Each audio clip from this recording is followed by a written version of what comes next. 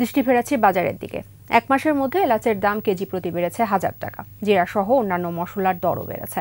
সরবরাহের ঘাটতি না থাকলেও বেশিরভাগ পণ্যের দাম বাড়তি। কিছু সবজির দাম কমলেও কয়েকটির দাম 100-র ঘরে পৌঁছেছে। মাংস ও ডিমের বাজারও কমেনি অস্থির ভাব।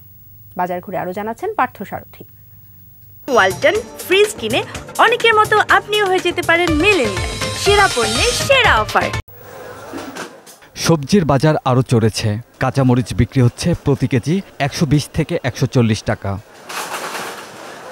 কাঁচা পেঁপের দাম ঠেকেছে প্রতি কেজি 100 টাকায়। কিছু কিছু সবজির দাম বাড়ছে, এরকম নতুন সবজি আপনার হচ্ছে কচুরমুখী আসছে, তারপরে আপনার পেঁপের দামটা একটু বেশি। ঝড় বৃষ্টি হইলে এগুলোতে বর্ষাকাল আসলে যে মরিচের দাম বাড়তি থাকে। টমেটো আমি গত মার্কেটে কিনছিলাম 40 টাকা করে, এখন আসছি দেখি যে 70 টাকা।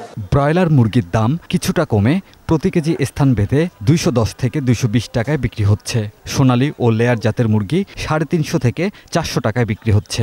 গরমের যে তাপ, ওই তাপ যদি আরও 4-5 দিন যদি থাকে তাহলে আরও কমে যাবে, মানে 180 টাকার মধ্যে হইব।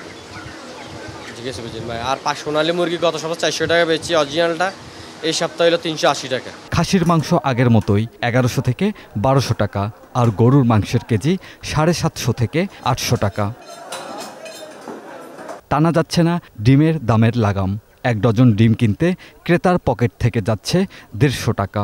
ডিমের দাম তো এবার সব রেকর্ড ভাঙিয়ে ফেলবো, যেহেতু এখন আপনার সিজন কিন্তু বাড়তির সিজনে এখনই তো প্রথম স্থানে যদি 150 টাকা ডজন চলে যায়, তাহলে সামনে তো আরও দুঃসিজনও আছে। প্রতিদিন সবজির দাম বাড়তেছে, আমাদের যারা মধ্যবিত্ত চলতে খুবই কষ্ট হচ্ছে। আমদানি করা কয়েকটি পণ্যের বাজারও ঊর্ধ্বমুখী।